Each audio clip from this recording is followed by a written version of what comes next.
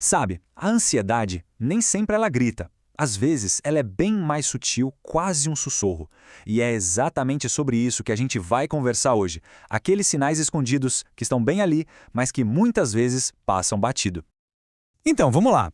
Se a gente para pensar, qual é a primeira imagem que vem à mente quando se fala em ansiedade?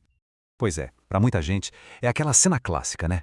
Um ataque de pânico, o coração a mil, a mente girando sem parar, aquela preocupação que parece que vai engolir tudo. É o que todo mundo conhece. Só que nem sempre é assim. Às vezes a ansiedade é mais como uma tensão silenciosa, sabe?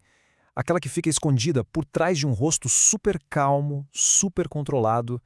Ninguém vê, mas por dentro a coisa tá pegando. Ou então ela aparece num hábito que a gente não consegue largar. Sabe aquela mania que parece boba? Muitas vezes é só um jeito de aliviar uma pressão interna que a gente nem se dá conta que está ali. Ok, mas para a gente conseguir enxergar esses sinais mais escondidos, primeiro a gente precisa arrumar a casa. Vamos começar botando os pingos nos is. Qual é a real diferença entre estresse e ansiedade? Porque, olha, muita gente confunde e entender isso é fundamental.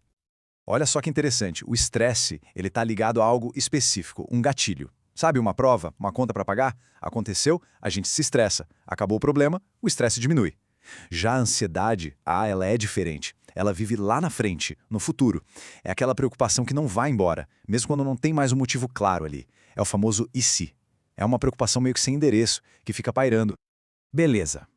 Agora que a gente já separou o joio do trigo, vamos mergulhar de cabeça nessa luta que ninguém vê.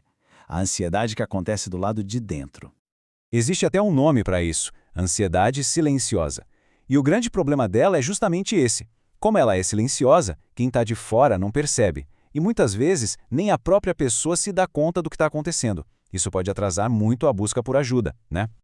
E olha só essa frase que resume tudo perfeitamente. Pessoas que sofrem desse tipo de ansiedade costumam manter uma aparência calma e controlada. É o grande paradoxo, né? Por fora, a pessoa tá ali super funcional, calma, mas por dentro tá rolando um verdadeiro furacão. Tá, mas como é que se sente isso por dentro? Bom, é uma preocupação gigante com coisas do dia a dia. São aqueles pensamentos que simplesmente invadem a cabeça sem cerimônia nenhuma.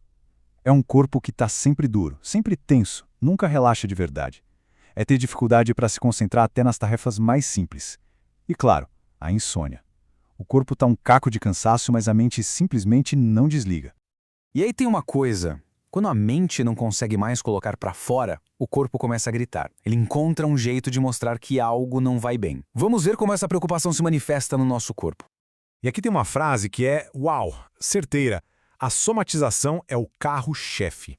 O que é somatizar? É basicamente quando o estresse mental, a angústia, vira um problema físico.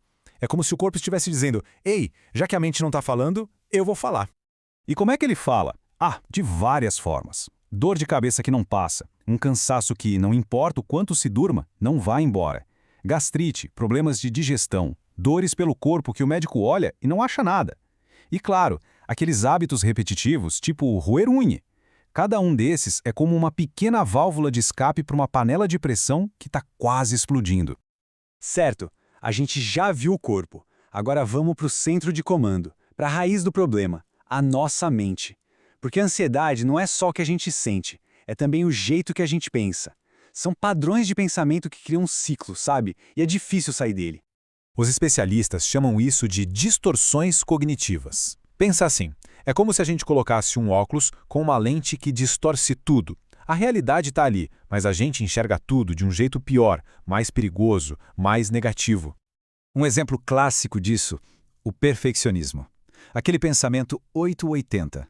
Se eu não for perfeito, então eu sou um fracasso total. Não tem meio termo.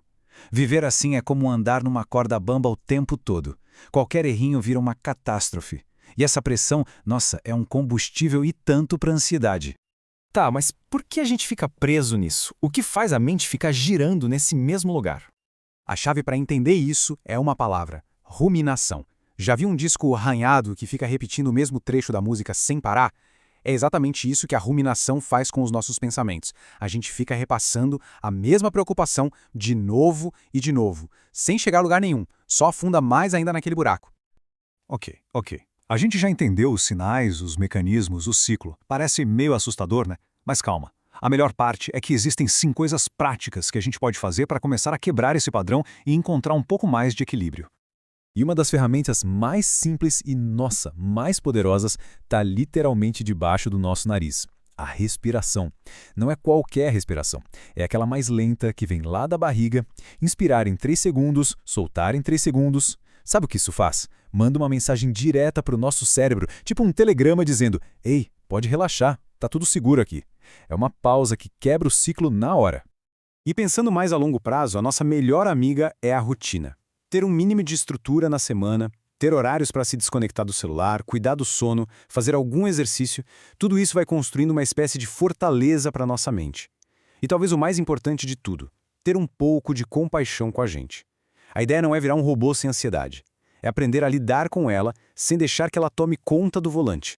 No fim das contas, tudo se resume a uma coisa: ter consciência. Perceber que aquela tensão no ombro, a dificuldade de focar ou aquele hábito insistente não são falhas, mas sim a linguagem da ansiedade. Esse é o primeiro passo para a gente poder responder a ela, em vez de só reagir no piloto automático. Então, para a gente fechar, fica uma pergunta para reflexão. De tudo isso que a gente conversou, de todos esses sinais, qual deles acendeu uma luzinha aí? Qual deles talvez seja um convite do corpo e da mente para olhar para dentro com um pouco mais de atenção? Pensar nisso já pode ser o começo de uma grande mudança.